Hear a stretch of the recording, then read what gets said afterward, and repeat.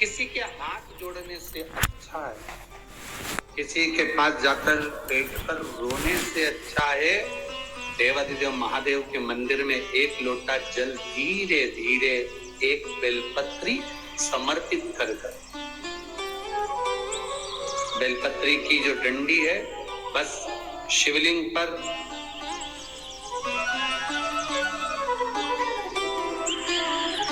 ये शिवलिंग, ये जलाधारी, ये माता पार्वती जी का हस्त कमल शिवलिंग, ये बेलपत्री, ये दंडी का जो मुख है वो अशोक सुंदरी की ओर समर्पित कर एक लोटा जल धीरे धीरे बिल्कुल धीरे धार में अपने हृदय की बात बाबा से दिल से कहते हुए, बाबा बहुत दुखी, बहुत कष्टमय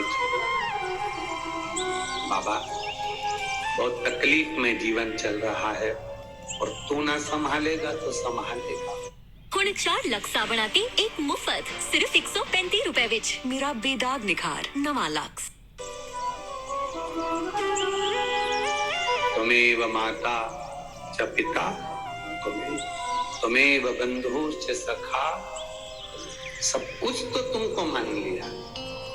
जब से शिव महापुराण की कथा सुन रही हूं तब से मैंने किसी को नहीं केवल आपको पिता माना है, आपको भाई माना है, आपको सखा माना है, आपको अपना माना, आपको दादा माना, आपको मैंने नाना। आप ही तो हैं जो संभाल सकते हैं। शिव बाबा से एक लोटा जल अगर समर्पित कर रहे हैं धीरे धीरे, कभी तुम्हारे चित्त में ऐसा आए कि मुझे बहुत टेंशन चल रहा है और मेरा जीवन ठीक नहीं चल रहा, हम कहेंगे, आज के जमाने में लोग हताश हो जाते हैं तो सोचते हैं कि सुसाइड कर लूं, मर जाऊं। हम उनसे इतना सा कहना चाहेंगे कि मरने का प्लान फिर बाद में कर। हम तुमको मना नहीं करेंगे कि तुम मरने का प्लान मत करो, तुम्हारा मन हो तुम बाद में प्लान बनाना। एक बार विचार कर लेना कि अभी नहीं मरूंगा।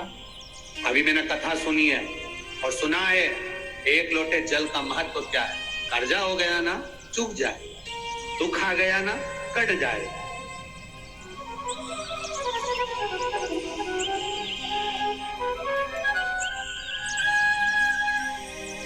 कर्जा भी हो गया तो कटेगा, मिटेगा। मरना उसका कोई एक प्लान नहीं है कि कर्जा तुम मर जाओगे तो कर्जा तुम्हारा चूक जाएगा। ना ना ना ना, कर्जा हो गया ना चुकाएगा बाबा।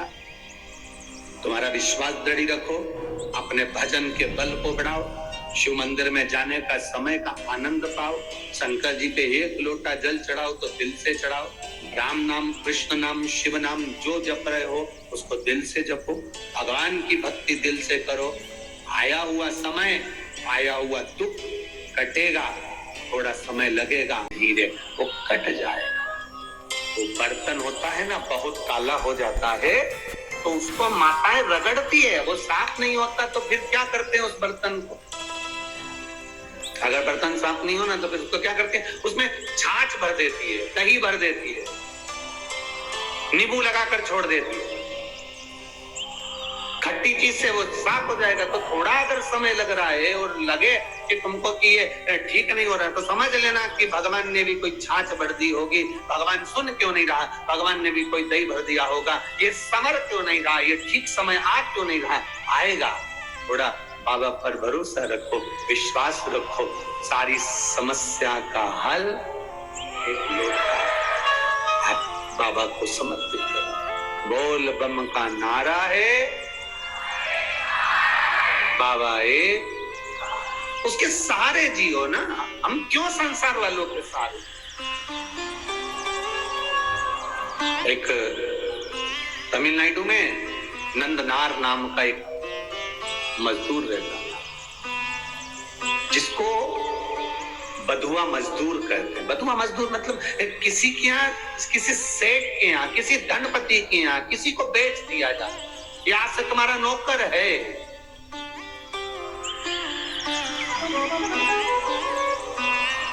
When AIs do most of the work, humans will get to do one thing.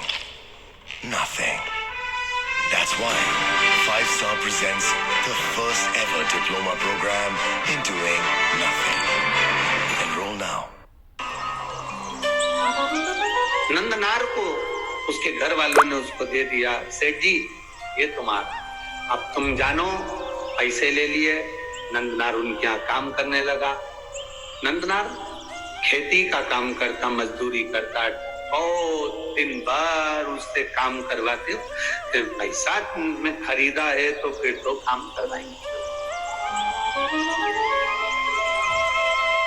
इसीलिए तो हम आप लोगों से कहते हैं लड़का लड़की की शादी करो तो पैसे से मत करो कि सामने 10 लाख रुपए लूंगा, एक गाड़ी, फ्रिज, कूलर, वॉशिंग मशीन सब देना पड़ेगा, तब मैं लड़के की शादी तुम्हारे यहाँ करूंगा। मतलब तुम लड़के को बेच दिए हो। अब लड़के को तुमने अगर ससुराल वाले को बेच दिया है तो ससुराल वाले, अब तुम ये मत कहना कि तुम्हारा छोरा है, तुम्हारा बेटा है।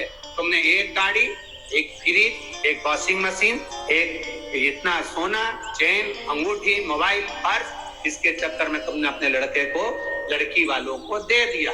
अब तुम ये छोड़ दो कि लड़का तुम्हारा है। अब वो तुमको पापा जी भले चले, पर तुम्हारा सम्मान नहीं करेगा, सम्मान वो अपने ससुर का करेगा। क्योंकि 10 लाख की गाड़ी, एक फ्रिज, एक वॉशिंग मशीन, एक 2 जोड़ कपड़े में तुमने बेच दिया। अब बेच दिया तो वो आदर उनका करेगा। आपको बोलेगा पापा, उनको बोलेगा पापा जी। आपको बोलेगा मम्मी, उनको बोलेगा मम्मी जी। बोलना पड़ेगा क्योंकि जगदम्बा वहीं खड़ी है। नहीं बोलेगा तो ये चंद्र घंटा घंटा बजा दे। बोलना पड़ेगा। खरीदार घर में बहू लेकर आना, कार वाली कभी मत लाना, संस्कार वाली लेकर आ जाना। कार वाली बहू मत लाना बाबा, संस्कार वाली लेकर आना।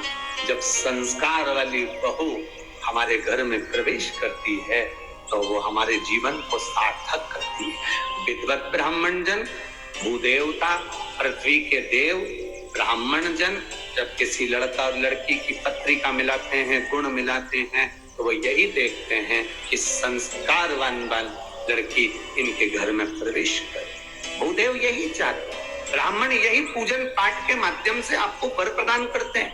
ब्राह्मण देवता आपको ये वर देने का प्रयास करते हैं कि आपके घर में सुख समृद्धि, सुख शांति, वैभव, प्रतिष्ठा सब बनी रही। ये भूदेव का एक आनंद है, ये ब्राह्मण देव का एक आनंद।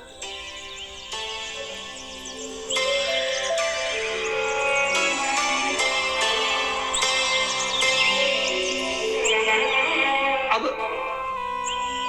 नंदनार काम कर रहे हैं, पर नंदनार के हृदय में एक बड़ा बड़ा भाव था।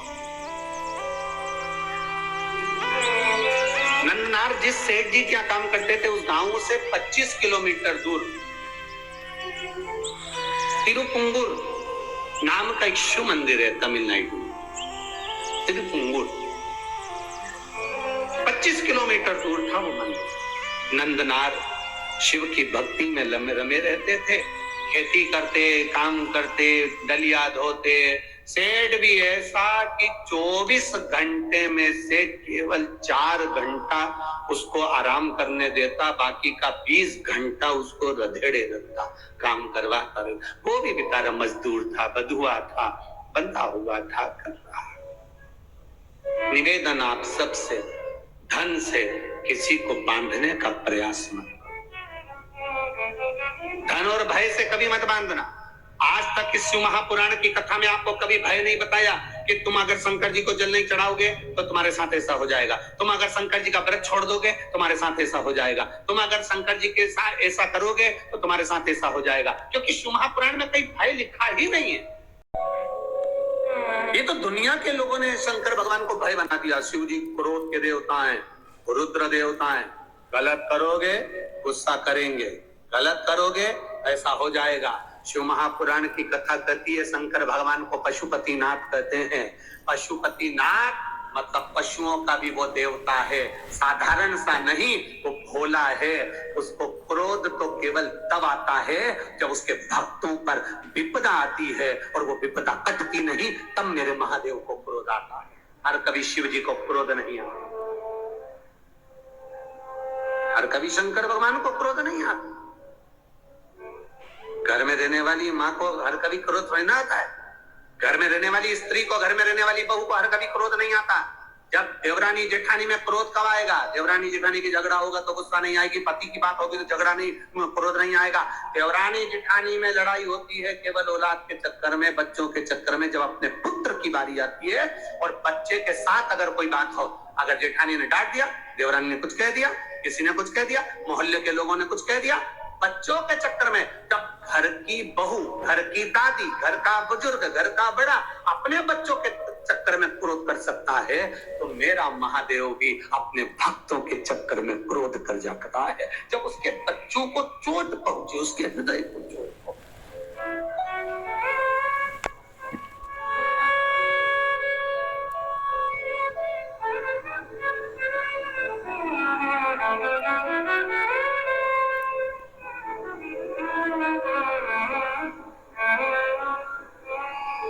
जब हृदय में यह विचार है, अब कई लोग कह देते हैं भगवान बड़े गुस्सेले हैं, शंकर भगवान का। कई माताएं कहती है हमने सोमवार का व्रत करा था गुरुजी, अगर हम छोड़ देंगे तो भगवान गुस्सा तो नहीं होंगे? हमने कहा कौन सी पुराण में लिखा है वो भी तो बताओ कि भगवान को गुस्सा आया, इन्हें व्रत छोड़ा तो। ना ना ना, मेरा महादेव क्रोध नहीं करता, अनायास हर किसी पर क्रोध नहीं करता। मेरे बाबा तो इतने सरल हैं, इतने सरल हैं कि एक चोर चोरी करने ऊपर चढ़ा, उसके पास में कुर्सी नहीं थी, स्टूल नहीं था, निशानी नहीं थी, शिवजी पे चढ़ गया, सामान जलाधारी चांदी की निकालने लगा। महादेव खुश हो गए, मांग ले तुझे क्या चाहिए। वो चक्कर खा के नीचे गिर गया, मैं तो चोटा चोर। आज तक आप प्रसन्न नहीं हुए भोलेनाथ, और आज कैसे प्रसन्न हो गए? शिव जी कहते हैं लोग जल चढ़ाते, धतूरा चढ़ाते, बेलपत्री चढ़ाते तो पूरा ही चढ़ गया, पूरा चढ़ गया। मैं प्रसन्न ना हूं तो क्या? कितनी कृपा है, उसकी दया, उसकी करुणा कितनी विचित्र हो जाता है। कभी कभी ऐसा भाव प्रकट हो जाता है, कभी कभी। वो करुणा ना करेगा तो कौन करेगा? वो करुणा ना करे, वो कृपा ना करे तो कौन कृपा?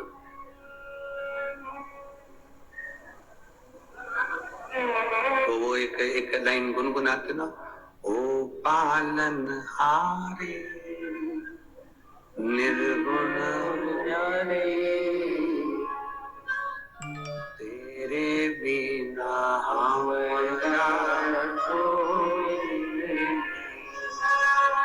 ओ पालन हारे निर्गुण जाने, तुमरे बिना मेरा कोई नहीं। हमारी उलझन सुलझाओ भगवान, तुमरे बिना हमारा कोई नहीं।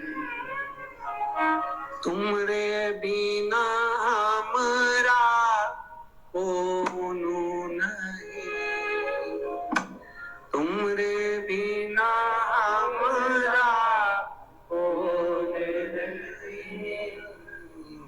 ओ पालनहारे निर्गुण जाने, तुमरे बिना हमारा कोई नहीं।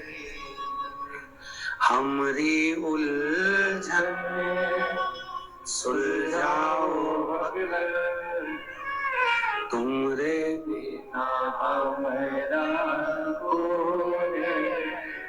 कौन है तेरे से?